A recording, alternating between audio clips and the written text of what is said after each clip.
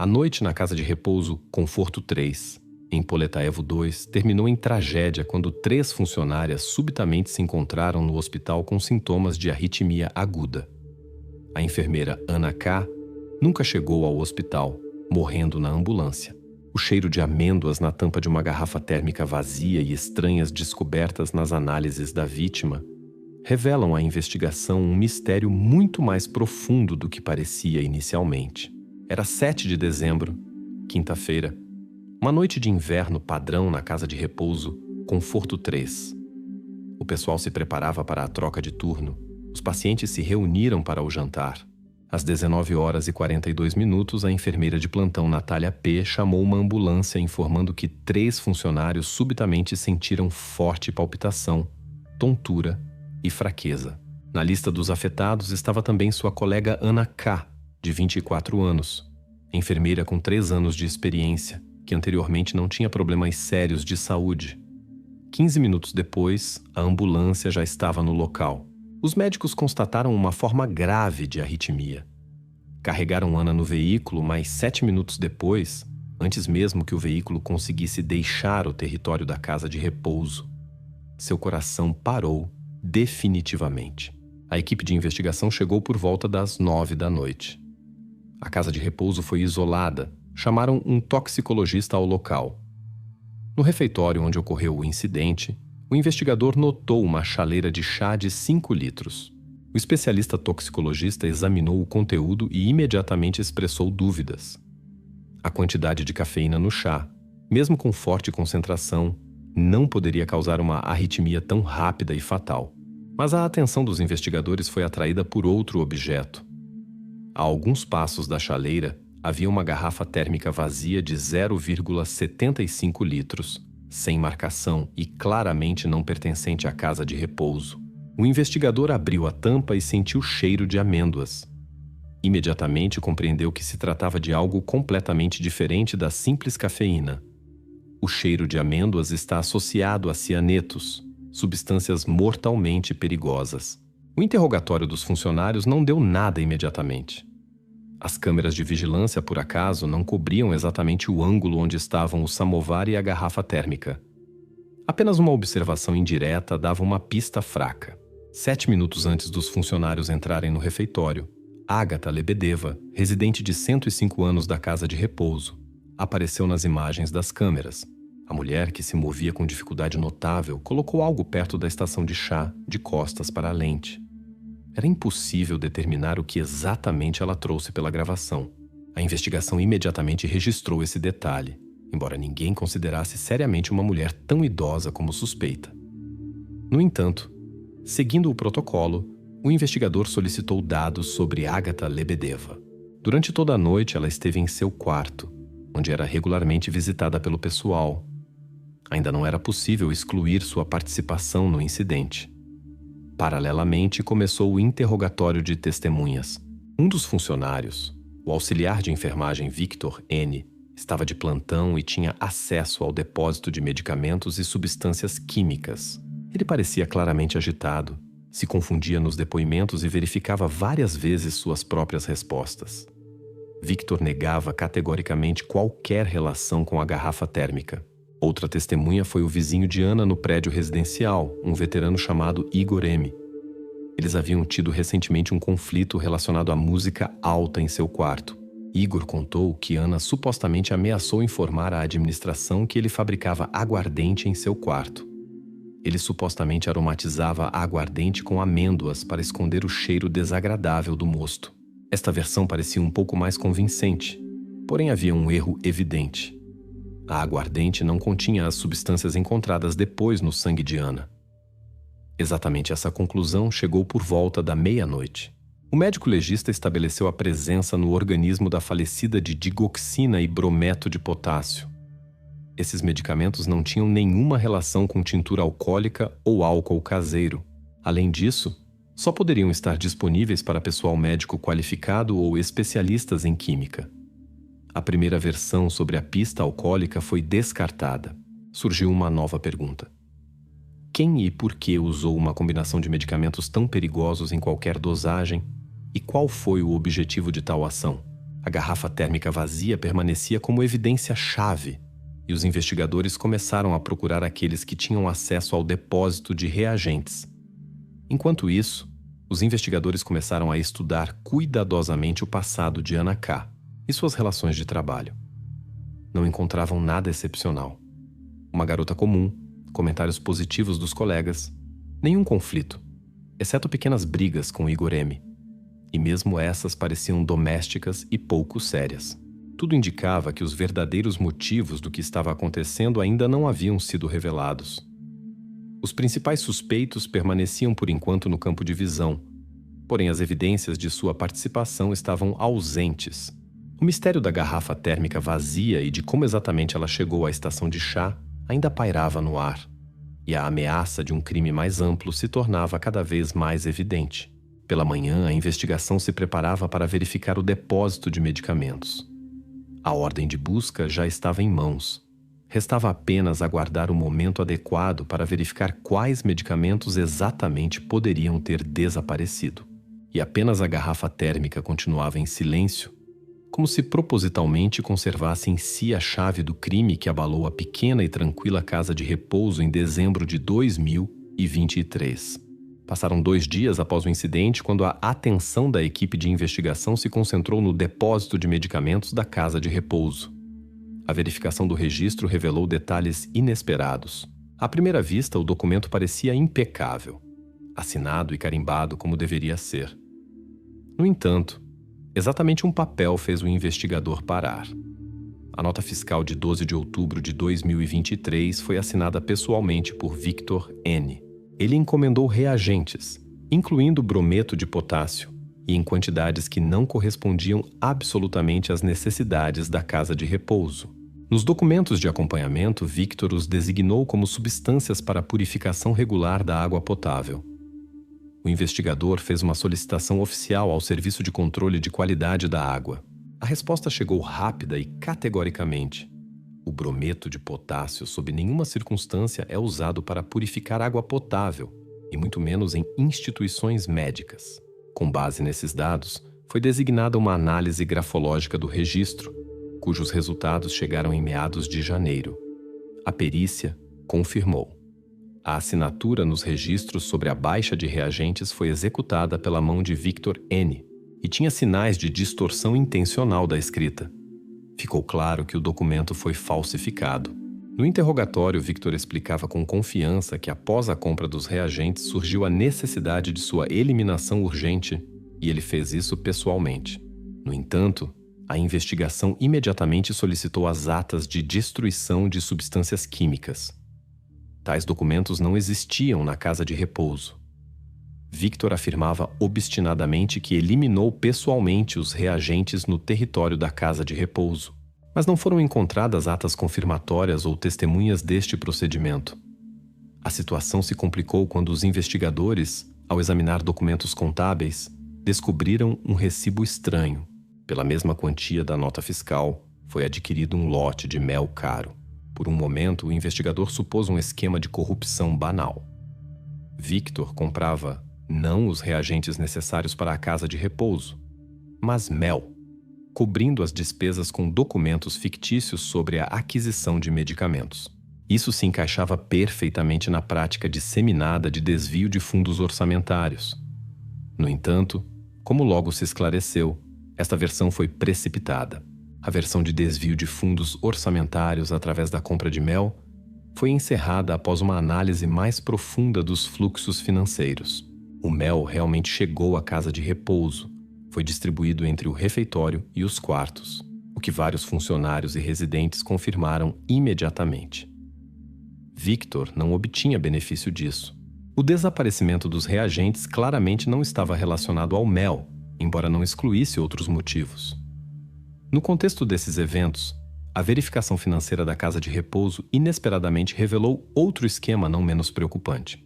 Os especialistas notaram transferências mensais idênticas no valor de 17.168 rublos, que chegavam ao cartão pessoal da assistente social Helena R.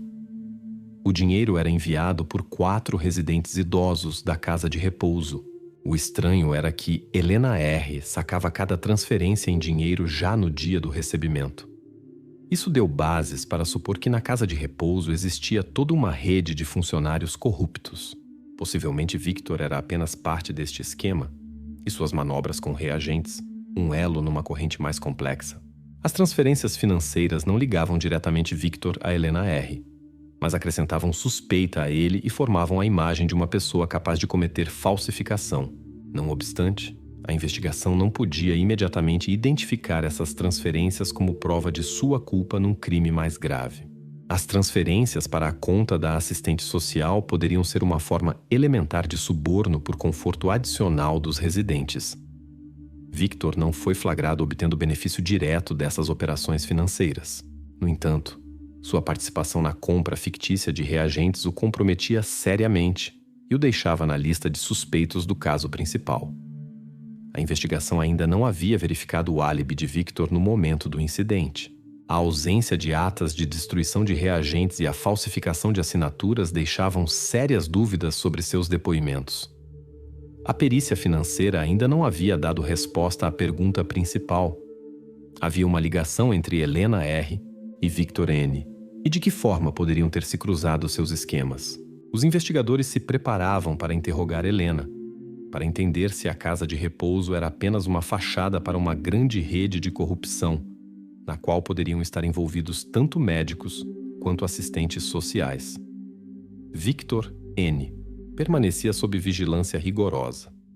Enquanto isso, a garrafa térmica vazia com cheiro de amêndoas, que se tornou o ponto de partida, continuava aguardando respostas definitivas. Os reagentes poderiam levar à conclusão-chave, mas por enquanto a investigação precisava desenredar cuidadosamente os motivos de cada suspeito. A investigação avançava lentamente dos documentos contábeis para as personalidades que cercaram a noite da tragédia. A atenção inevitavelmente se deslocou para Agatha Lebedeva, a residente mais idosa da casa de repouso. Na gravação de vídeo, exatamente sua silhueta piscou perto da estação de chá alguns minutos antes de 3 funcionárias se sentirem mal. Ninguém considerava Agatha seriamente como uma ameaça. A mulher de idade avançada parecia fisicamente frágil e não podia realizar nem mesmo as ações mais simples sem a ajuda do pessoal. Mas neste ponto a investigação encontrou uma contradição surpreendente. Em 25 de setembro de 2023, alguns meses antes do incidente, o filho de Agatha, um homem de 56 anos, apresentou uma queixa oficial na polícia. Ele informou sobre o desaparecimento de brincos de ouro pertencentes à sua mãe. Este episódio, então, não teve desenvolvimento. As coisas na casa de repouso se perdiam frequentemente, e os brincos poderiam ter caído e se perdido em qualquer lugar. Mas agora este pequeno detalhe adquiriu importância. No prontuário médico de Agatha Lebedeva estava indicado o diagnóstico demência com ideias delirantes. A conclusão do médico foi formalmente confirmada por uma comissão médica. Esta circunstância, à primeira vista, excluía a possibilidade de sua participação numa ação consciente, muito menos num crime complexo. No entanto, o comportamento de Agatha na prática diferia drasticamente do que estava registrado nos prontuários médicos. Por que o pessoal permitia que ela se aproximasse independentemente da estação de chá? Esclareceu-se que esta era uma tradição da casa de repouso, introduzida pessoalmente pelo diretor. A pessoa mais idosa era confiado o preparo do chá noturno, e Agatha, durante o último ano, sempre foi a mais velha. Isso era considerado uma forma de apoiar sua socialização e dar importância à sua permanência na casa de repouso. No contexto desses dados, os parentes de Agatha estavam convencidos de sua absoluta inocuidade e desamparo. Eles enfatizavam à investigação que a mulher não podia nem mesmo levantar independentemente um pacote de leite ou mover uma cadeira sem ajuda externa. Esta afirmação inicialmente parecia convincente e foi registrada no caso como um fato confirmando a impossibilidade de sua participação em ações complexas. A versão da fraqueza física de Agatha foi oficialmente encerrada após um experimento investigativo realizado em 10 de dezembro. O experimento ocorreu em condições o mais próximas possível dos eventos reais. Pediram a Agatha para simplesmente repetir uma série de ações. Pegar uma garrafa térmica, abri-la, usar uma pipeta para dosar líquido, Os resultados chocaram até investigadores experientes. Em apenas 42 segundos, Agatha facilmente abriu a garrafa térmica com fundo duplo, usou clara e seguramente a pipeta e fechou a garrafa térmica de volta. Toda a motricidade da mulher, apesar da idade venerável, se mostrou no nível de uma pessoa significativamente mais jovem. No entanto, no contexto dessas descobertas surgiu a pergunta sobre seu estado cognitivo. Como uma pessoa com demência oficialmente confirmada podia realizar com tal precisão ações exigindo alta concentração e motricidade precisa? Ou o diagnóstico estava errado, ou alguém estava deliberadamente enganando a investigação. A investigação voltou ao arquivo da casa de repouso e interrogou o médico assistente de Agatha. Ele confirmou que registrava regularmente manifestações de demência, esquecimentos, episódios de perda de memória, relatos delirantes. Ao mesmo tempo, o pessoal médico que se comunicava diariamente com Agatha não conseguia lembrar de nenhum caso em que ela se confundisse na execução de ações domésticas simples. Criava-se a impressão de que Agatha Lebedeva vivia simultaneamente em dois mundos: o oficial, médico e aquele que demonstrava ao seu entorno. A pergunta sobre se ela poderia organizar independentemente tudo, incluindo a entrega da garrafa térmica com fundo duplo e substância perigosa, permanecia sem solução. Ao mesmo tempo, Agatha manipulava seguramente objetos, e isso testemunhava que o acesso à estação de chá e à garrafa térmica lhe era confiado não em vão. Mas por trás de tudo isso se escondia algo maior. A pergunta sobre a origem da garrafa térmica e da substância que se encontrou dentro era a chave. Pois Agatha, com toda a sua habilidade inesperada, fisicamente não podia obter o veneno sozinha. Alguém deveria tê-lo transmitido a ela ou intencionalmente deixado num lugar ao qual ela tinha acesso. Victor N. novamente se encontrou no campo de visão dos investigadores. Era necessário verificar seus contatos com Agatha. Exatamente. Ele tinha acesso a medicamentos e reagentes. Exatamente sua assinatura estava nos documentos duvidosos sobre a compra de brometo de potássio. A ligação entre Agatha e Victor agora se tornou a tarefa principal da investigação. Assim, o enigma de Agatha Lebedeva abriu uma linha de investigação completamente nova. A mulher que foi descartada se tornou um elo-chave na cadeia de eventos que levou à vida da enfermeira Anna K. E por enquanto restava apenas estabelecer quem exatamente e de que forma usou sua capacidade e acesso à estação de chá. Em 15 de dezembro, os investigadores obtiveram um avanço inesperado na investigação. No quarto de Agatha Lebedeva, cuidadosamente escondido na gaveta entre seus pertences pessoais, foi descoberto um frasco de vidro de 20 mililitros, pequeno, insignificante. Parecido com um frasco de farmácia com remédio, imediatamente despertou suspeitas. O objeto foi imediatamente enviado ao laboratório para perícia. Após algumas horas foram obtidos os resultados da perícia. O conteúdo do frasco era idêntico às toxinas encontradas no sangue da falecida Anna K., uma mistura de digoxina e brometo de potássio. Ficou claro que este era exatamente o veneno que causou a tragédia na casa de repouso. No entanto, desta vez a suspeita parecia muito mais séria e concreta que antes. Agatha, mulher com demência confirmada e fraqueza física oficialmente declarada, não apenas tinha acesso oculto ao veneno, mas também podia conscientemente guardá-lo e aplicá-lo. Os investigadores imediatamente se perguntaram como este frasco chegou a ela. Agatha poderia ter adquirido o veneno sozinha? O interrogatório do farmacêutico da farmácia vizinha deu uma resposta inequívoca. Reagentes deste tipo não exigiam receita com a condição de ter licença médica por parte do comprador.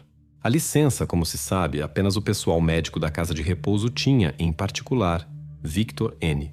Paralelamente à análise do frasco, os investigadores obtiveram dados da câmera de vigilância do caixa eletrônico na rua Prof. Soyuznaya, Casa 4, localizado a 1,2 km da casa de repouso.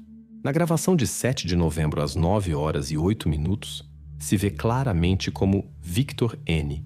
e a assistente social, Helena R., estão juntos. Eles se aproximam do caixa eletrônico juntos, conversam, sacam dinheiro e então vão embora juntos. A caminhada da casa de repouso até o caixa eletrônico não levava mais de 15 minutos a pé.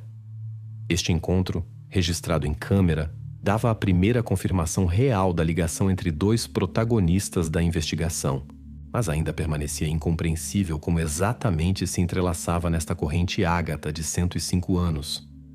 No mesmo dia chegou uma carta anônima ao Departamento de Investigação. O autor afirmava que o frasco foi plantado intencionalmente em Ágata e que a causa do assassinato foram certas dívidas de Ana. A verificação das contas bancárias da falecida Ana K.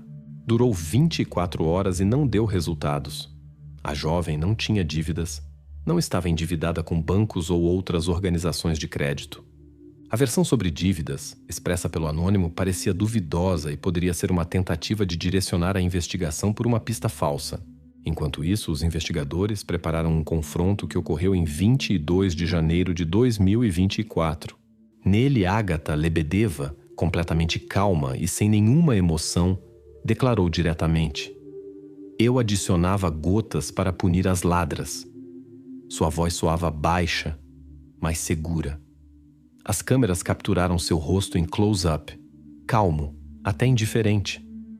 Esta confissão de Ágata, que antes parecia completamente desamparada e quase desconectada da realidade, foi um choque para todos os presentes. Ninguém podia acreditar que exatamente ela conseguiu formular tão claramente o motivo e confirmar sua participação num ato tão complexo. Uma confissão direta deste nível ninguém esperava, muito menos de uma pessoa oficialmente reconhecida como sofrendo de demência. Mas mesmo com a evidência de sua confissão, permaneciam perguntas que não permitiam fechar o caso completamente. A principal e mais complexa se referia ao papel de Victor e Helena. Eles estavam ligados por operações financeiras, sacavam juntos dinheiro dos residentes, o que era diretamente confirmado pela gravação de vídeo. Mas provar diretamente sua participação no envenenamento ainda não era possível. Os investigadores não conseguiam decidir se Ágata agia independentemente como uma vingadora solitária ou se tornou apenas um instrumento conveniente nas mãos daqueles que estavam por trás do esquema de transferências de dinheiro. Obviamente, Victor podia fornecer o veneno aproveitando sua posição de serviço. Helena podia ter um motivo, já que o dinheiro dos idosos chegava regularmente, mas nenhuma evidência direta de sua ligação com o veneno havia emergido ainda, deixando seu status de suspeitos formalmente aberto. A própria Ágata, apesar da confissão, parecia muito fraca e vulnerável para organizar independentemente todo o plano complexo. Os especialistas eram unânimes. Alguém deveria tê-la ajudado ou indicado como usar o veneno. Assim, a investigação se encontrava no limiar de resolver o crime, mas as figuras-chave ainda permaneciam nas sombras. Agora, os investigadores deveriam reconstruir passo a passo todo o esquema. A ligação entre Victor, Helena e Ágata já era evidente, embora não completamente revelada. Era preciso entender quem exatamente foi o autor do plano e quem o executor, e por que o alvo foi exatamente Ana K. Assim, a investigação entrou em sua fase mais tensa. Das partículas de fatos e confissões era necessário montar o quadro completo do que aconteceu na casa de repouso, Conforto 3, naquela noite de dezembro de 2023. Primeiro foi completamente revelado o esquema de manipulações financeiras. A assistente social, Helena R., recebia transferências mensais de dinheiro de 4 residentes idosos da casa de repouso. A quantia total das transferências pelo período verificado totalizou 246.352 rublos. O dinheiro chegava regularmente e imediatamente era sacado em espécie, o que era confirmado por extratos bancários e gravações das câmeras dos caixas eletrônicos. O tribunal estabeleceu que as transferências foram feitas sob pretexto de cuidado adicional e conforto elevado, sendo de fato remuneração ilegal da assistente social. O auxiliar de enfermagem Victor N., que tinha acesso ao depósito de medicamentos e reagentes, confirmou nos interrogatórios que recebia de Helena 10% da quantia das transferências por falsificar documentos de compras do depósito. Exatamente. Victor encomendou os reagentes, incluindo digoxina e brometo de potássio, o que era confirmado por notas fiscais e testemunho do farmacêutico. A perícia grafológica confirmou a falsificação de documentos exatamente por Victor. Agatha Lebedeva, de 105 anos, se tornou a terceira participante deste triângulo estranho. Segundo sua própria confissão e depoimentos de testemunhas, a mulher estava convencida de que os funcionários da casa de repouso roubavam seus pertences pessoais, em particular os brincos de ouro desaparecidos no outono de 2023. Esta ilusão, respaldada pelo diagnóstico confirmado demência com ideias delirantes, se tornou para Agatha um motivo. Ela declarou que intencionalmente adicionava veneno ao chá para punir as ladras. Ao tribunal foram apresentados os resultados da perícia técnica da garrafa térmica. Ficou conhecido que o fundo duplo desta garrafa térmica foi fabricado numa oficina privada pertencente a um parente de Victor N. Testemunhou o serralheiro que executou pessoalmente o pedido de Victor. Os registros bancários mostraram ligação direta entre as datas de entrega de reagentes e as transferências de dinheiro para o cartão de Helena. Todas as ações da cadeia financeira coincidiam com o cronograma de recebimento de reagentes por Victor. Isso confirmava-se a existência de um esquema organizado e interação entre os acusados. A carta anônima sobre as supostas dívidas de Ana foi encerrada como pista falsa. A perícia da impressora estabeleceu que a carta foi impressa no escritório de Helena.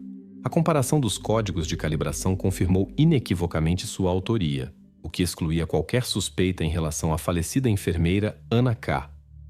Outra evidência-chave se revelaram os prontuários médicos dos residentes. Victor N. corrigia de próprio punho os registros, removendo queixas dos idosos sobre mal-estares cardíacos.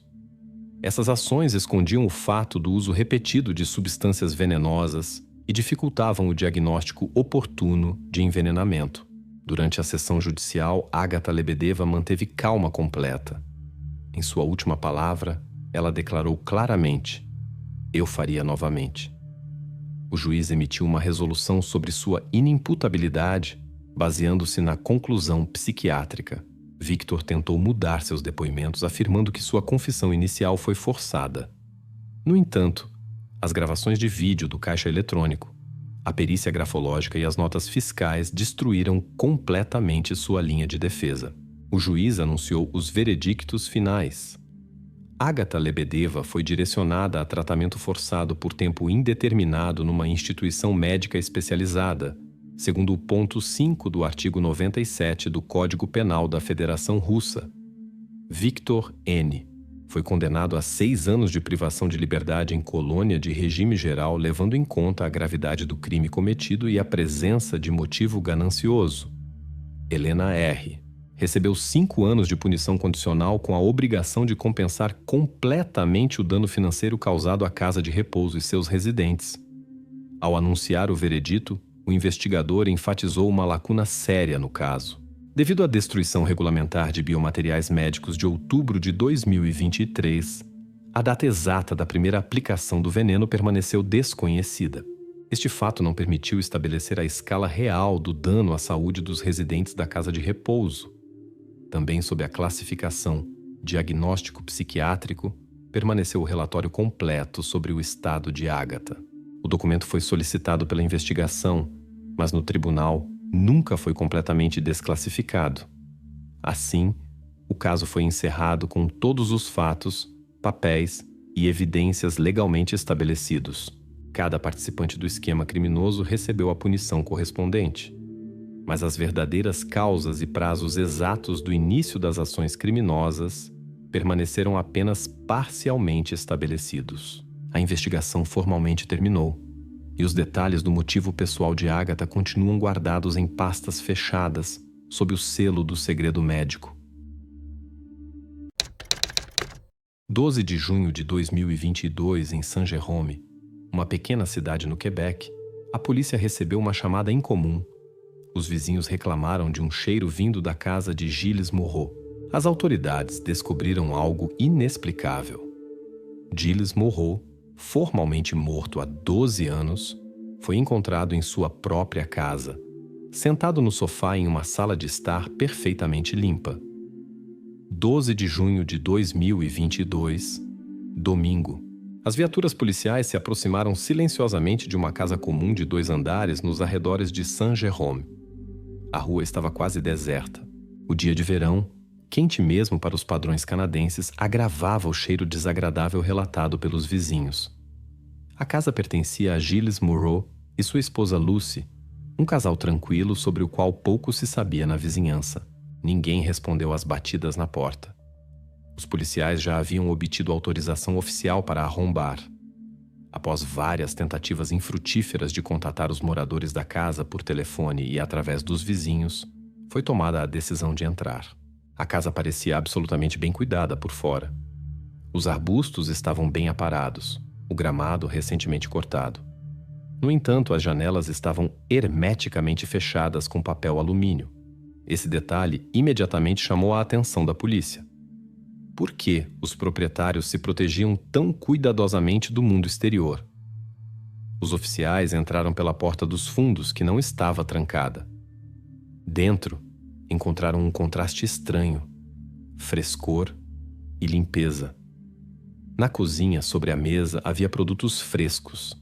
Um recibo do supermercado local datado de 2 dias antes, 10 de junho de 2022. No armário foi descoberta uma enorme quantidade de ambientadores, quase 100 unidades. Quando chegaram à sala de estar, toda a absurdidade da situação ficou evidente. No sofá, em postura rígida, estava sentado um homem. Eram os restos de um homem, ressecados e mumificados. Ele parecia quase uma estátua. Tão desidratado e preservado estava o corpo. O especialista forense mais tarde confirmaria a identidade do encontrado. Era Gilles Moreau, o proprietário da casa de 53 anos. A situação parecia absurda. Segundo a conclusão do médico legista que chegou, Gilles havia morrido aproximadamente 12 anos atrás. Ou seja, o homem estava ali, em sua própria casa, desde 2010. Os vizinhos viam Lucy regularmente, mas ninguém conseguia se lembrar de Gilles Moreau ter saído de casa pelo menos uma vez nos últimos anos. A primeira suspeita naturalmente recaiu sobre Lucy Moreau, a esposa, a única que constantemente vivia na casa. Lucy foi encontrada na casa logo após a polícia. Ela parecia confusa e desorientada. A mulher alegava que não sabia o que fazer com Gilles quando ele morreu muitos anos atrás. Sua versão parecia absurda, mas por enquanto a polícia se absteve de acusações, registrando cuidadosamente cada palavra dela. Ao mesmo tempo, na rua apareceu um vizinho, Etienne Lavoie. Etienne estava ligeiramente agitado, mas parecia naturalmente curioso. Ele se aproximou de um dos oficiais e, antes que alguém perguntasse, declarou por conta própria que havia visto Gilles Moreau apenas 3 anos atrás, em 2019. Supostamente ele estava sentado no quintal, vivo e bem. O depoimento de Etienne divergia da conclusão do perito. Mas o vizinho falava com confiança, sem duvidar de suas palavras.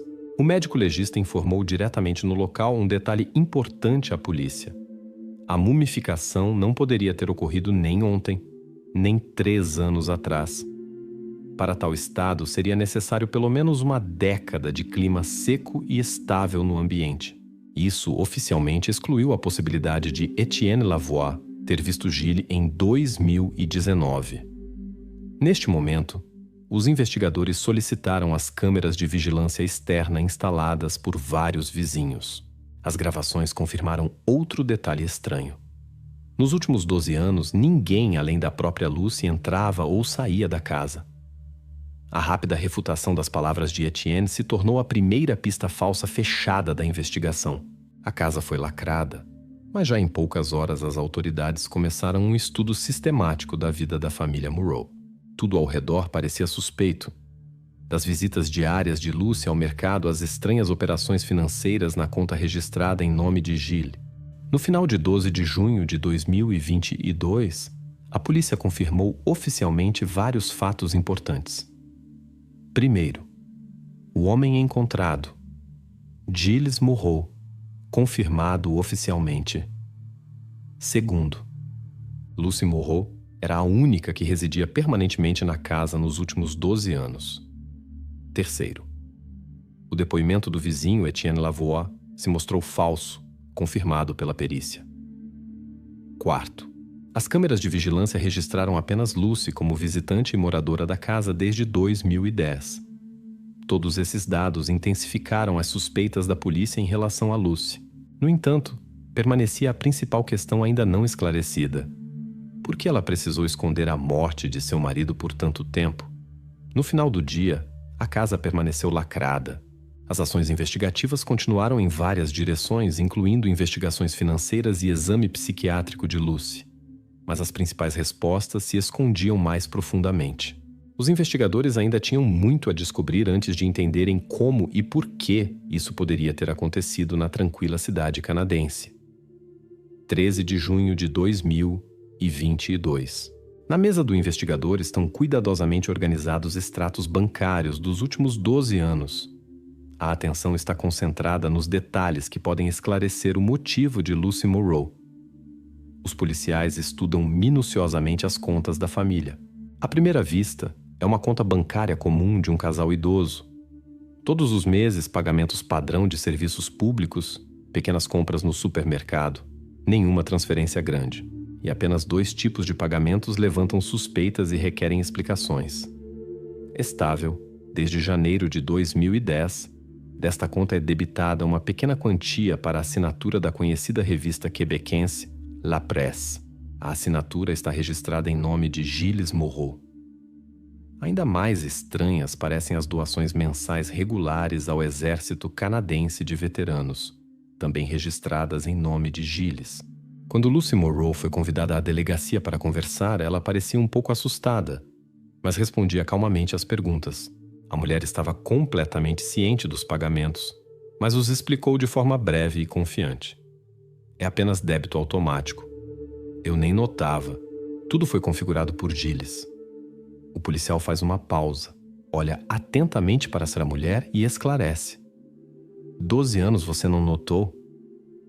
Lucy não mudou de expressão. Ela novamente confirma calmamente. Sim, 12 anos. Eu não olhava os extratos bancários. Eles chegavam pelo correio. Eu não os abria. Confiava no meu marido. Os investigadores duvidam de tal resposta.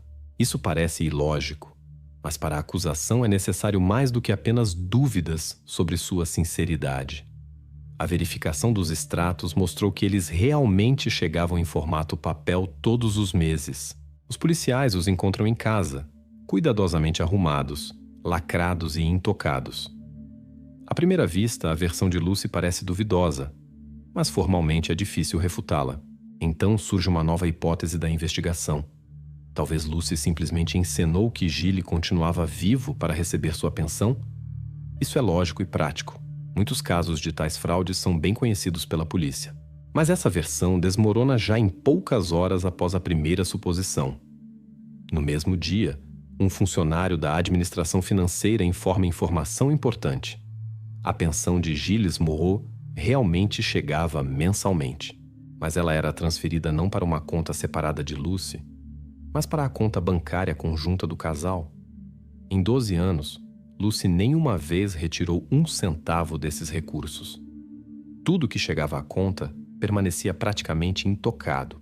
Essa informação põe em dúvida a versão de benefício financeiro como motivo. A mulher não gastava o dinheiro do marido, embora tivesse total possibilidade de dispor dele livremente.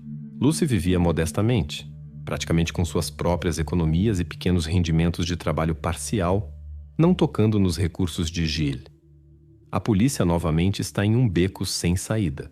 O dinheiro, que aparentemente poderia ser um motivo óbvio para comportamento tão estranho, não era o objetivo de Lucy. A investigação é forçada a reconsiderar novamente a situação. Se o motivo financeiro está excluído, por que Lucy escondeu tão cuidadosamente a aparência de que Gilles estava vivo? O que isso lhe dava psicologicamente, se não materialmente? Os policiais registram fatos confirmados no final do dia. A pensão não era gasta, não havia benefício financeiro. Os débitos automáticos estavam ativos 12 anos sem participação de Lucy. Lucy alega que não verificava as contas e não sabia sobre os débitos. Agora a investigação deve entender motivos mais sutis. Isso já não é simplesmente um caso de fraude.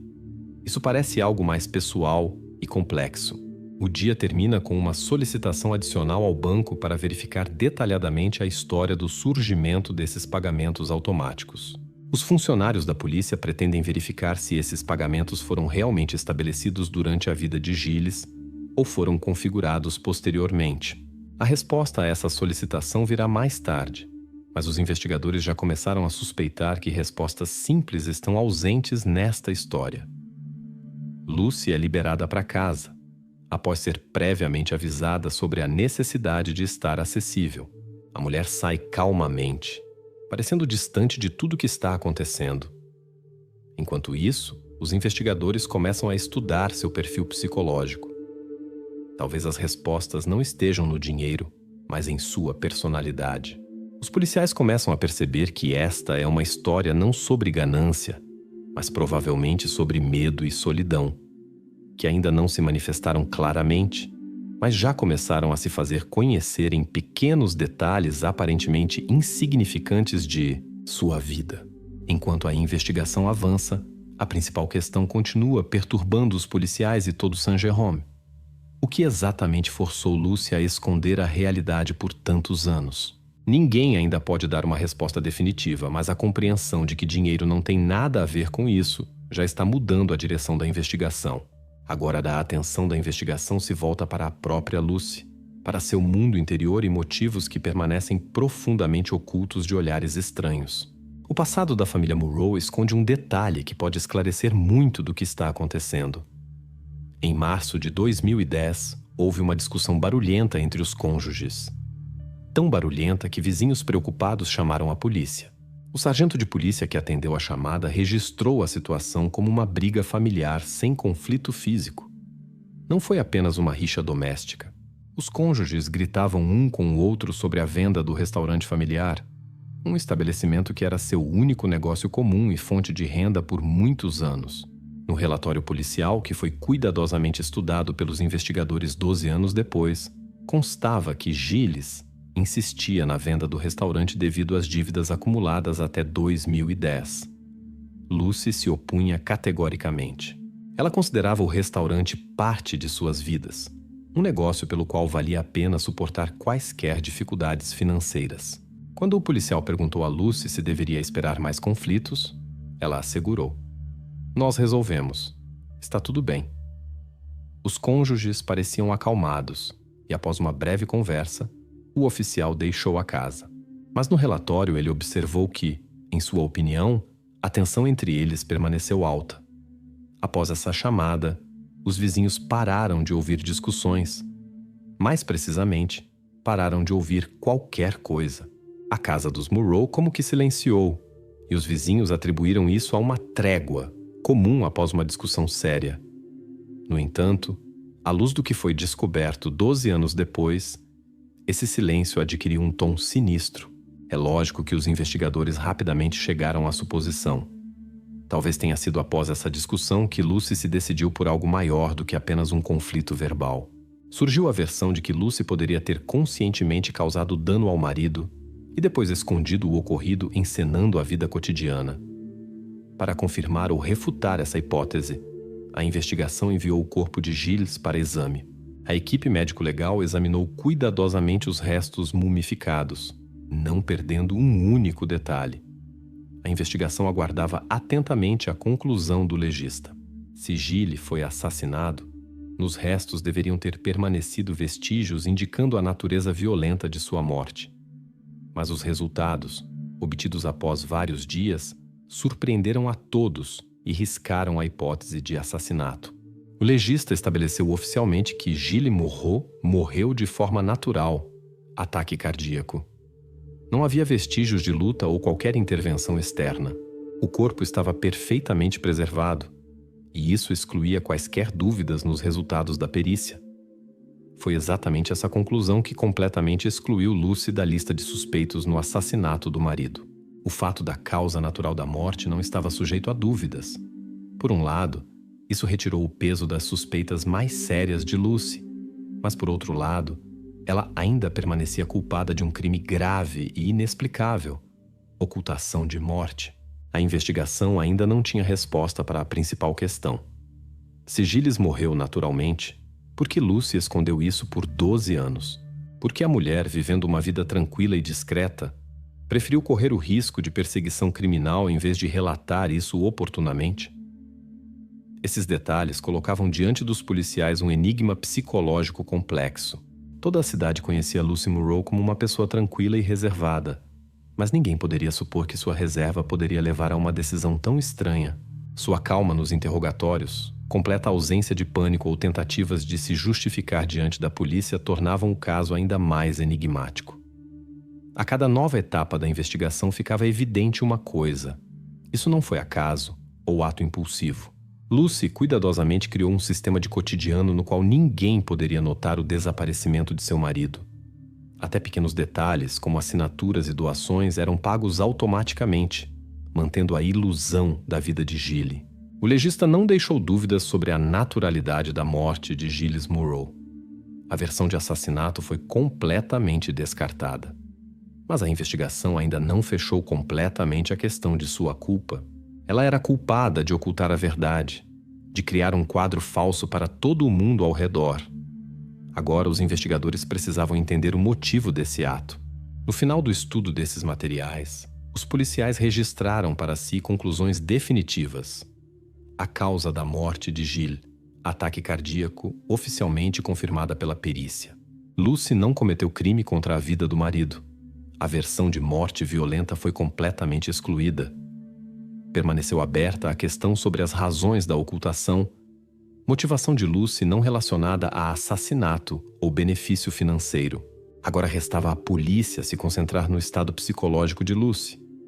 A mulher que guardou tal segredo por 12 anos certamente poderia ter razões internas profundas para tal comportamento. Os investigadores entendiam que as respostas não estavam nas provas nem nos extratos bancários, mas mais profundamente na própria Lucy, em seu drama pessoal oculto, sobre o qual ninguém na cidade sequer suspeitava. Uma semana após o legista estabelecer a causa natural da morte de Gilles Monroe, os investigadores retornaram novamente à casa nos arredores de Saint-Jérôme. Todo esse tempo a casa permaneceu lacrada e a investigação continuou o estudo aprofundado dos detalhes da vida dos cônjuges. A atenção do grupo operativo foi atraída por um detalhe anteriormente negligenciado. Na segunda inspeção da sala de estar, um oficial acidentalmente notou um pequeno buraco na chaminé da lareira antiga. O espaço era apertado e de difícil acesso, mas dentro, claramente havia algo. Após breves manipulações, conseguiram retirar do buraco um objeto muito empoeirado. Descobriu-se que era um smartphone antigo, BlackBerry Bold, modelo popular em 2010. O dispositivo parecia há muito esquecido, a bateria há muito descarregada e o corpo coberto por uma espessa camada de poeira e fuligem.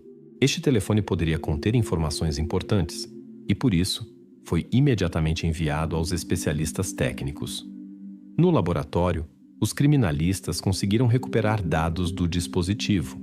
Na memória do telefone permaneceu informação sobre várias chamadas e mensagens recebidas e enviadas. O mais notável foi a última mensagem enviada na noite de 12 de março de 2010. O texto era curto e lacônico. Não se preocupe. O destinatário da mensagem permaneceu indefinido. O número do assinante foi completamente removido da memória do telefone. Os investigadores enviaram uma solicitação à operadora de celular para confirmar dados sobre o número de Gilles. A resposta chegou rapidamente. O número realmente pertencia a Gilles Monroe. O cartão SIM permaneceu ativo até meados de 2011. Depois disso, a operadora desconectou o número devido à falta de atividade e pagamento. Sobre o fundo dessa informação, a investigação teve uma nova hipótese. Talvez Gilles planejasse partir, deixar Lucy e começar uma nova vida em outro lugar. Possivelmente foi ele quem enviou essa mensagem para acalmar quem o esperava e escondeu o telefone na lareira para ocultar vestígios de sua intenção. Se essa versão fosse verdadeira, Lucy poderia simplesmente estar encobrindo o desaparecimento do marido, sem suspeitar que ele, na verdade, morreu de forma natural, não realizando seu plano. Essa teoria novamente colocou Lucy em posição difícil. Não assassina, mas pessoa que escondeu o desaparecimento do cônjuge, temendo o julgamento dos vizinhos ou perseguição. No entanto, especialistas em tecnologias digitais e criminalística prepararam para a investigação uma reviravolta inesperada. Eles informaram que a mensagem, segundo os logs técnicos do telefone, foi enviada já após o tempo de morte de Gilles Moreau estabelecido pelo legista. Isso significava uma coisa: alguém mais enviou o SMS já após a morte de Gilles. Alguém mais usou o telefone que pertencia a ele. E essa pessoa desconhecida estava na casa dos Moreau no período entre 2010 e 2011. Isso mudou drasticamente o quadro da investigação. Lucy, pela lógica das coisas, poderia ter enviado essa mensagem. Ela era a única que regularmente estava na casa, mas a investigação ainda não tinha provas confirmando sua participação especificamente no envio. Os investigadores entendiam que o acesso físico à casa era de um círculo extremamente limitado de pessoas. Na verdade, só poderia ser a própria Lucy ou alguém que vinha à casa sem ser notado pelos vizinhos. Câmeras de vigilância apareceram apenas mais tarde, então não existiam dados capazes de confirmar a identidade do remetente. Assim, Lucy novamente se encontrou sob a atenção minuciosa da investigação. Ela não percebia esse fato, permanecendo externamente calma e indiferente à investigação. Os oficiais continuaram observando seus hábitos cotidianos, notando a ausência de quaisquer contatos suspeitos ou nervosismo no comportamento. A investigação registrou que o telefone de Gilles foi usado já após sua morte. Mas por quem exatamente? Desconhecido. A pessoa que recebeu a última mensagem também não foi estabelecida. O telefone foi cuidadosamente escondido, o que claramente indica a tentativa de ocultar detalhes importantes. Essa descoberta deu à investigação clareza sobre uma questão. A versão sobre desaparecimento voluntário de Gilles foi descartada, pois era óbvio que o homem morreu antes da mensagem enviada, mas permanecia incompreensível quem exatamente usou o telefone após a morte de Gilles. Este foi um novo rumo da investigação que poderia dar respostas à questão sobre o comportamento estranho de Lucy Moreau. Por que ela não contou à polícia sobre o telefone? Por que não confessou isso antes? Isso forçava a polícia a mergulhar mais profundamente na personalidade de Lucy, tentando entender do que é capaz uma mulher que guardou tal segredo por tanto tempo. A investigação não poderia terminar até que essa pessoa que enviou a mensagem misteriosa fosse identificada. E isso significava que os investigadores novamente se concentraram em Lucy Moreau, entendendo que agora se tratava não simplesmente de uma estranha tentativa de esconder o fato de morte natural, mas de circunstâncias mais profundas e potencialmente preocupantes. Em julho de 2022, a investigação da situação da família Moreau entrou em nova fase. Os investigadores se concentraram na personalidade de Lucy, tentando entender mais profundamente os motivos de seu comportamento inexplicável. Paralelamente, foi solicitada toda essa informação médica disponível e documentação relativa à sua saúde mental. Um dos documentos mais importantes obtidos pela investigação foi o relatório do psicólogo que conduziu terapia com Lucy em 2011, um ano após a morte de Gilles Moreau. O documento continha muitos detalhes estranhos que poderiam esclarecer suas ações incomuns. No relatório do psicólogo, o estado de Lucy Moreau foi classificado como perda não reconhecida. Isso significa que ela nunca conseguiu aceitar a realidade da perda de uma pessoa próxima, continuando a se comportar como se essa pessoa ainda estivesse viva. No entanto, isso não era simplesmente negação do luto, comum para aqueles que sofrem pesadamente a perda. Os registros do psicoterapeuta revelavam um quadro muito mais preocupante. Segundo ele, a paciente claramente demonstrava sinais de vida dupla. Ela mantinha conversas cotidianas com o parceiro ausente, imitando diálogos tão naturalmente que parecia comunicação real. O investigador releu várias vezes esse parágrafo tentando imaginar a cena. Lucy, sozinha em casa, conversa com o vazio, mantém longas conversas com uma pessoa que não está ali. Isso confirmava que sua ocultação da morte do marido não era simplesmente uma tentativa de esconder o fato da morte dos outros. Ela literalmente vivia em um mundo onde seu marido ainda estava presente. Quando o investigador perguntou diretamente a Lucy por que ela não relatou a morte do cônjuge, pelo menos ao terapeuta, Lucy apenas olhou para ele e permaneceu em silêncio.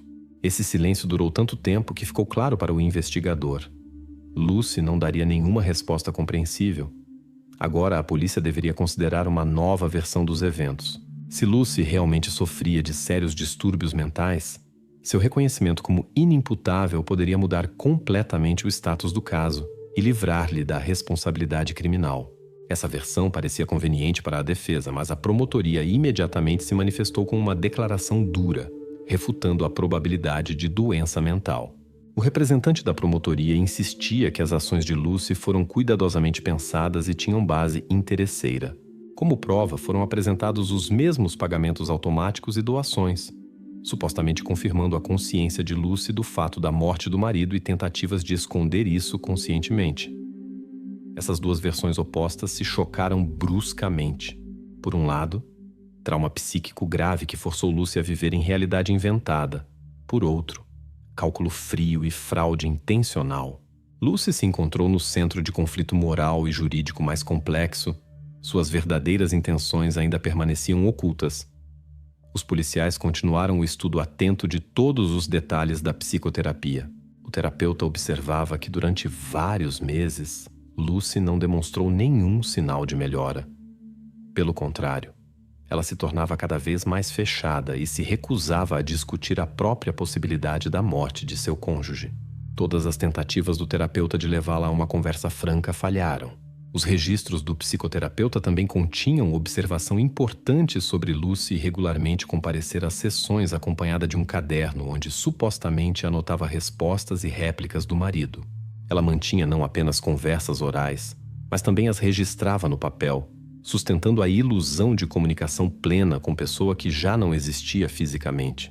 Os investigadores estudaram todos os registros disponíveis e confirmaram. Lucy conscientemente mantinha a ilusão da presença do cônjuge na terapia. Isso não era simplesmente um caso de distúrbio mental. Era uma estratégia pensada que a mulher seguia com precisão assustadora. Com base nessa informação, a investigação mais uma vez verificou a versão sobre ganância. Se Lucy percebia a situação, por que ela tão longa e consistentemente interpretou o papel de mulher vivendo em outra realidade? Por que não tentou usar o dinheiro disponível para si?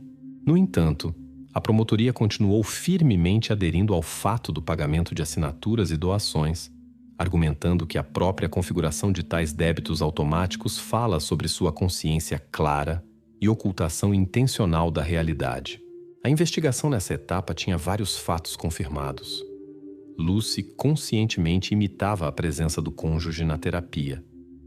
Ela mantinha conversas fictícias e registros, convencendo os outros de que Gilles estava vivo.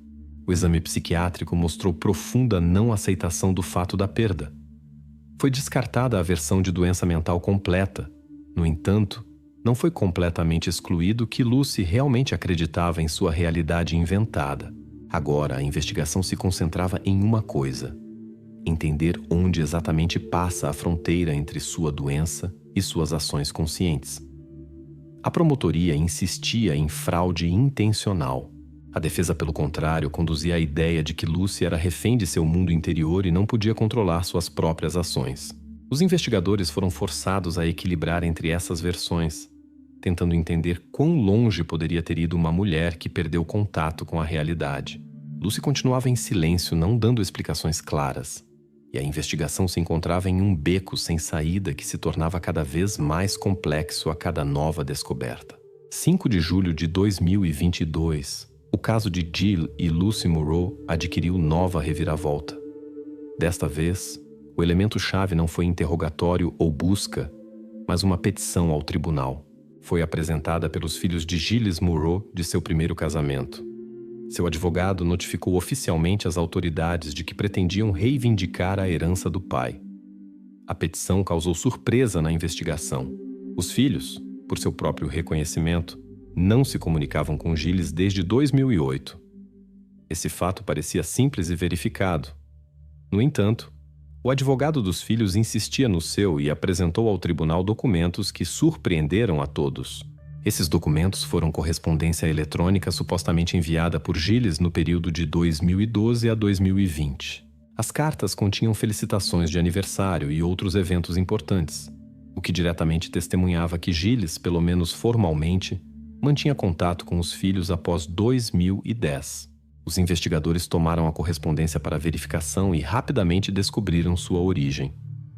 O endereço IP de onde essas cartas foram enviadas pertencia à casa dos Monroe. Além disso, as cartas foram enviadas da rede Wi-Fi doméstica registrada diretamente em nome de Gilles Monroe. Essa circunstância parecia absurda e contraditória ao mesmo tempo. Se Gilles morreu ainda em 2010, quem exatamente enviou essas cartas? Os filhos de Gilles imediatamente chamaram atenção para o vizinho dos Monroe, Etienne Lavoie. Em sua opinião, foi exatamente ele quem poderia ter acesso ao Wi-Fi da casa por amizade e enviar tais mensagens para algum benefício próprio ou simplesmente como brincadeira. Naquele momento, a investigação retornou a Etienne, que já havia sido verificado anteriormente. Etienne foi interrogado novamente. No entanto, ele negou com confiança que alguma vez se conectou à rede dos vizinhos. Além disso, ele insistiu que não era suficientemente próximo de Gilles e Lucy para ter tal acesso. Para esclarecer definitivamente, a polícia recorreu à verificação técnica dos logs do roteador doméstico dos Monroe. Os logs do Wi-Fi confirmaram que Etienne realmente não se conectou à rede da casa dos Monroe nenhuma vez durante todos os anos de existência do dispositivo. Consequentemente, a versão com participação de Etienne temporariamente caiu. No entanto, os logs revelaram outra surpresa. Todas as cartas eletrônicas foram enviadas exclusivamente dos dispositivos de Lucy Monroe. Este foi o primeiro rastro técnico claro ligando diretamente Lucy à falsificação consciente de contatos em nome de Gilles. Agora os investigadores enfrentaram situação extremamente ambígua. Lucy, vivendo de forma fechada e discreta, obviamente criou um mundo inteiro no qual seu marido continuava a existir não apenas para ela, mas também para pessoas externas, incluindo seus filhos. A promotoria estava convencida de que essa circunstância claramente indica engano intencional com o objetivo de reter herança e controle sobre os ativos de Gilles. Esse argumento poderia completamente excluir a versão sobre doença mental de Lucy e testemunhava sobre sua completa compreensão do que estava acontecendo e ações intencionais. O advogado dos filhos de Gilles exigia reconhecimento completo de seu direito à herança. Eles acusavam Lucy de fraude consciente e manipulações. Do ponto de vista dos juristas, foi uma tentativa de Lucy de esconder a verdadeira situação e manter para si a propriedade que, por lei, após a morte do pai, deveria ser administrada pelos herdeiros da primeira linha. Esses novos fatos foram cuidadosamente estudados pelos investigadores e promotoria. Por um lado, Lucy nunca gastou a pensão do marido e geralmente não tentou usar seus recursos financeiros para enriquecimento pessoal. Por outro lado, sua tentativa de imitar a vida de Gilles durante tantos anos já não parecia comportamento estranho e inofensivo, mas estratégia pensada. A investigação, no momento, registrou várias conclusões importantes. A correspondência eletrônica com os filhos de Gilles foi completamente falsificada. Etienne Lavoie não teve relação com as cartas e não se conectou à rede da casa dos Monroe. Todas as mensagens eletrônicas foram enviadas dos dispositivos de Lucy Monroe. Assim, o foco da investigação agora definitivamente se moveu para os motivos de Lucy. A clareza na questão do benefício financeiro ainda permanecia controversa. Lucy não gastava dinheiro, mas possivelmente mantinha controle sobre a herança por outras considerações que ainda permaneciam obscuras. A promotoria se preparava para provar que Lucy agiu consciente e intencionalmente.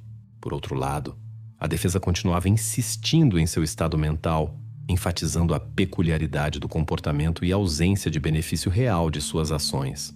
Toda essa situação parecia extremamente confusa e colocava diante do tribunal a questão mais complexa sobre a natureza do motivo de Lucy Monroe. Lucy continuava guardando silêncio, recusando-se a comentar suas ações. Cada novo dia na casa era semelhante ao anterior, calmo e silencioso, como se ela não percebesse a seriedade do que estava acontecendo. A investigação se encontrou em mais uma encruzilhada. Lucy era uma golpista astuta que sistematicamente mantinha a ilusão da vida do marido, ou uma mulher profundamente traumatizada, presa em seu mundo inventado tão profundamente que não conseguia mais distingui-lo da realidade. Esse dilema se tornava tema central, e foi exatamente nessa etapa que a investigação entrou em novo beco sem saída, do qual era preciso encontrar saída para revelar os motivos de Lucy Monroe até o fim. 18 de julho de 2022, a investigação recebe relatório final dos médicos legistas. O documento contém uma especificação importante que até agora não figurava no caso. Segundo a conclusão, os restos de Gilles Moreau foram movidos pelo menos uma vez após sua morte. Os peritos notaram vestígios de pequeno arrasto com comprimento de cerca de 30 centímetros. Visualmente, isso parecia insignificante, mas para a investigação se tornou extremamente importante. Isso significava que Lucy Moreau fisicamente interagiu com os restos do marido já após sua morte. A polícia imediatamente se dirigiu novamente à casa dos Moreau para conduzir inspeção ainda mais detalhada. Especialistas em criminalística examinaram atentamente o piso e móveis da sala de estar onde inicialmente foram descobertos os restos de Gilles. Sob microscópio no parquete foram encontradas pequenas lascas e nelas, restos de sangue há muito ressecado. Essas microfissuras e vestígios de sangue confirmaram que o movimento ocorreu exatamente ali. E segundo análise de DNA, esse sangue pertencia a Gilles. Mas o mais importante, que nesses vestígios foi encontrado também o DNA de Lucy Moreau. Isso se tornou prova irrefutável de seu contato físico com os restos do marido após sua morte. Quando o investigador apresentou esses resultados a Lucy e exigiu explicações, ela não mudou de expressão e calmamente confessou o fato do movimento. A mulher disse brevemente: "Eu queria acomodá-lo mais confortavelmente, mas acidentalmente o deixei cair." Essas palavras soavam estranhas, até assustadoras, e o investigador imediatamente suspeitou de possível violência ou dano intencional. Talvez Lucy tentasse esconder algo maior do que simplesmente a morte natural do marido. Essa versão foi cuidadosamente verificada. Os investigadores novamente se dirigiram aos patologistas por conclusão mais profunda sobre o caráter dos vestígios de sangue e possíveis danos nos restos de Gilles Moreau. A perícia levou vários dias, mas os resultados foram inequívocos. Os patologistas afirmaram com confiança: os vestígios de sangue apareceram já após o coração de Gilles ter parado. Era sangue post-mortem que apareceu durante processos naturais de alteração dos tecidos, durante a autólise inicial, que pode às vezes se manifestar em pequena quantidade e não testemunha violência externa ou dano. Assim, a versão sobre violência foi definitivamente rejeitada. A investigação foi forçada a reconhecer que o movimento realmente ocorreu, mas sem qualquer dano intencional. Lucy simplesmente tentava de alguma forma arranjar os restos do marido, possivelmente guiada por suas estranhas representações sobre cuidado e respeito. No entanto, apesar da clareza da perícia, a investigação mantinha enorme questão que ainda não tinha resposta. Por que Lucy Moreau escondeu a morte do marido por 12 anos? Por que uma mulher que não cometeu nenhum crime contra a vida preferiu dar tal passo difícil e escolheu manter isso em segredo? A polícia novamente recorreu aos psicólogos, tentando obter compreensão mais profunda do comportamento de Lucy.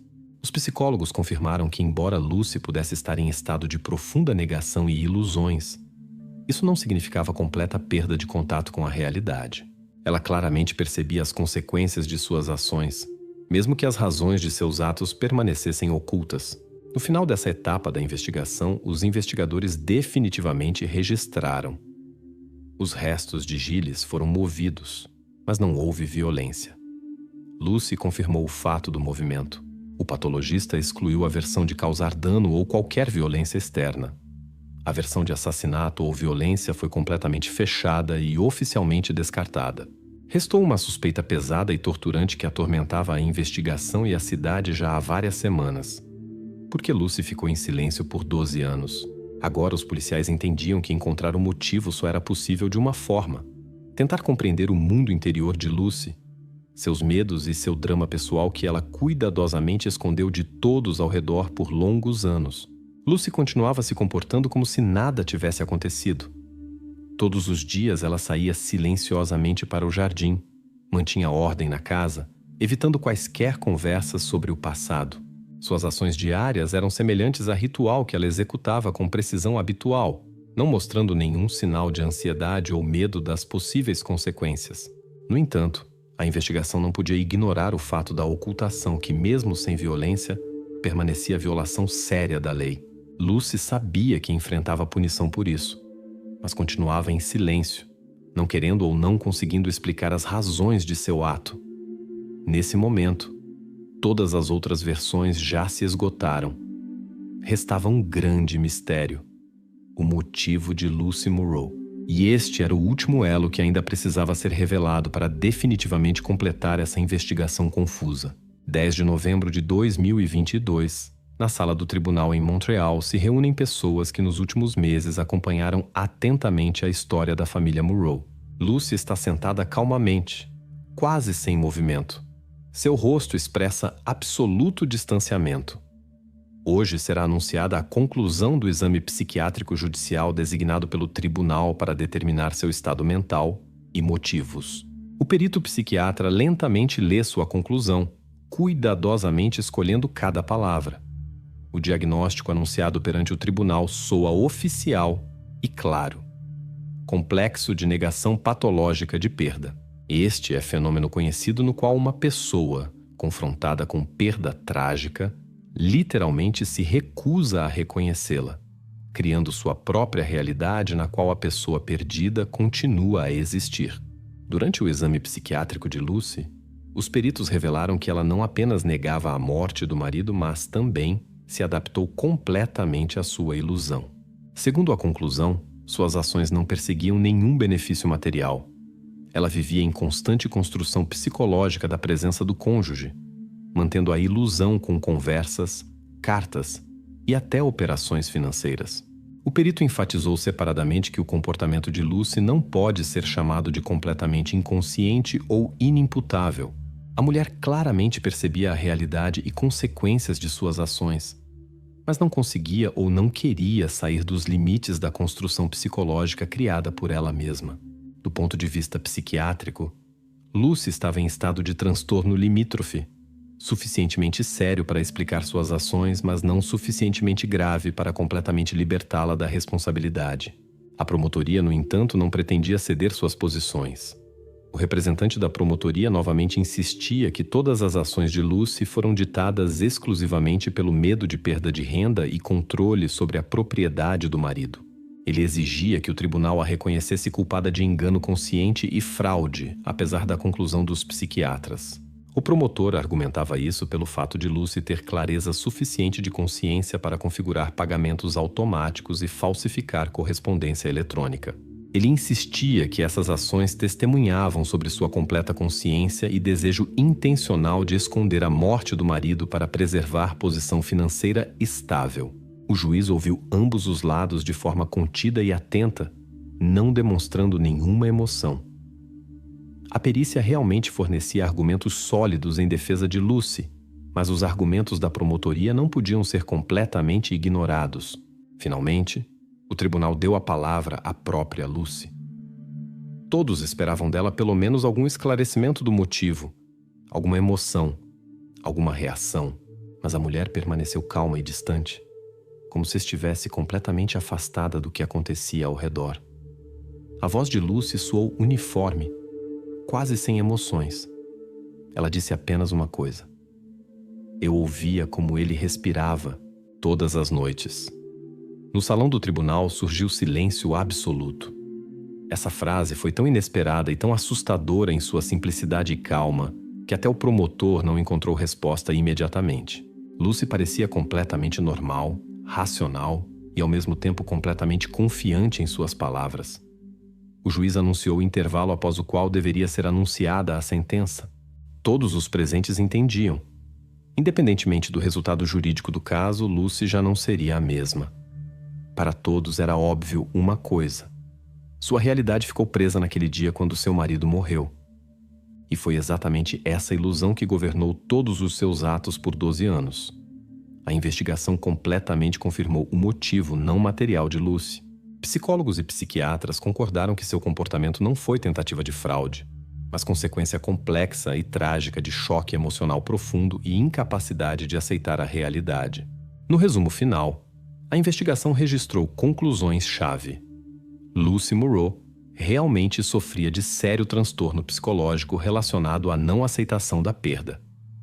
Benefício material não foi seu objetivo. O exame psiquiátrico judicial completamente confirmou o motivo não material. Ao mesmo tempo, Juridicamente, a acusação de fraude ainda não havia sido completamente retirada.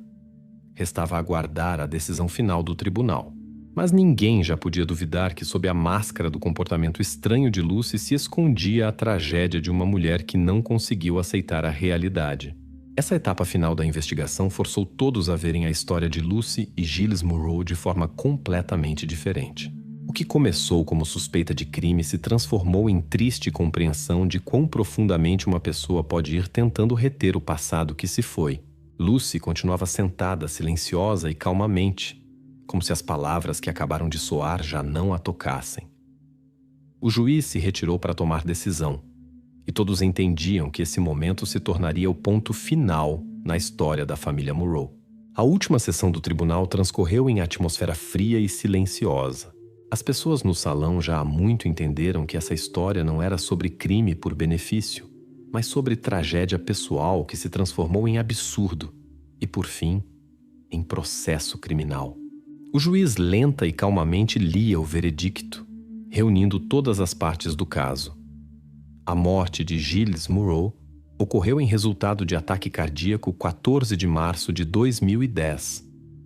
Os peritos confirmaram que isso aconteceu aproximadamente 48 horas antes de Lucy começar a criar a aparência de sua vida ativa.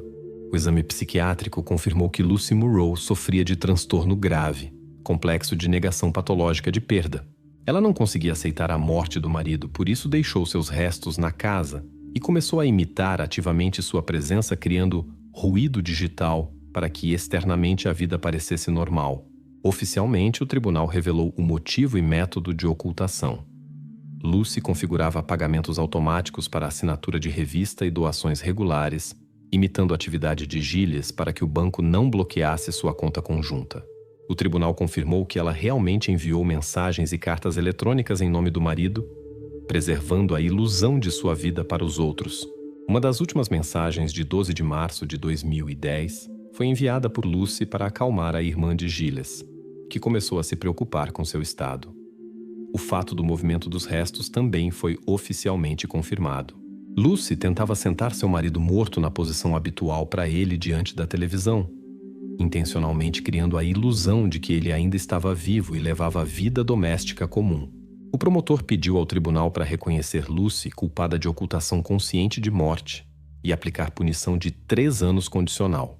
Ele argumentou isso pelo fato de que, apesar do estado psicológico grave, a mulher claramente percebia as consequências de suas ações e, conscientemente, escondia o fato da morte de Giles durante muitos anos. O advogado de Lucy insistia em libertação completa, enfatizando que suas ações foram exclusivamente resultado de trauma psíquico grave e que ela não perseguia nenhum objetivo interesseiro.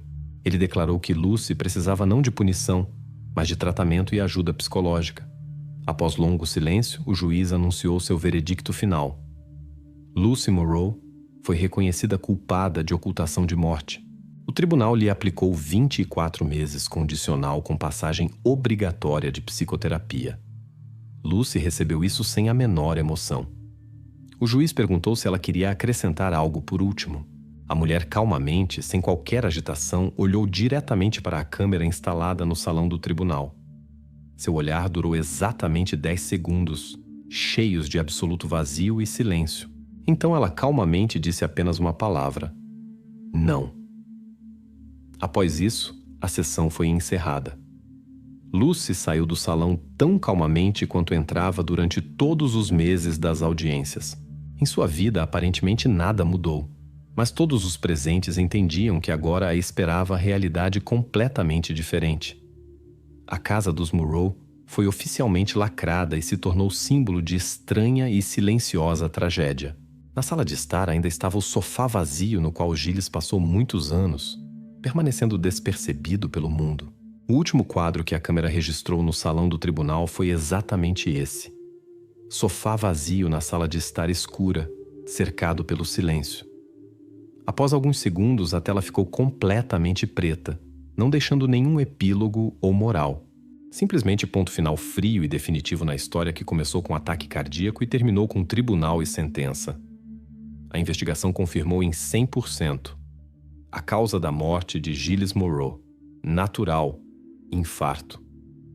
Lucy conscientemente escondeu a morte, mantendo atividades digitais e financeiras em seu nome. Etienne Lavoie foi completamente inocentado e retirado das suspeitas de envolvimento. Restou apenas uma questão que os peritos não conseguiram resolver: o tempo exato da morte de Gilles, pois a mumificação tornou impossível determinar isso até o minuto. Mas para o caso, isso já não tinha importância. O processo judicial e investigação foram concluídos. As pessoas que observaram essa história lentamente se dispersaram do salão do tribunal, silenciosa e pensativamente. A história da família Moreau se tornou não exemplo de crime ou punição, mas drama profundamente pessoal que toda a cidade viu. A própria casa permaneceu fechada e sem vida, simbolizando o fim da história onde a fronteira entre vida e morte foi apagada pela loucura e solidão de uma pessoa. Ninguém mais cruzou a soleira da casa dos Moreau, e ninguém mais tentou entender ou mudar o que aconteceu em março de 2010. Este foi o ponto final frio e silencioso,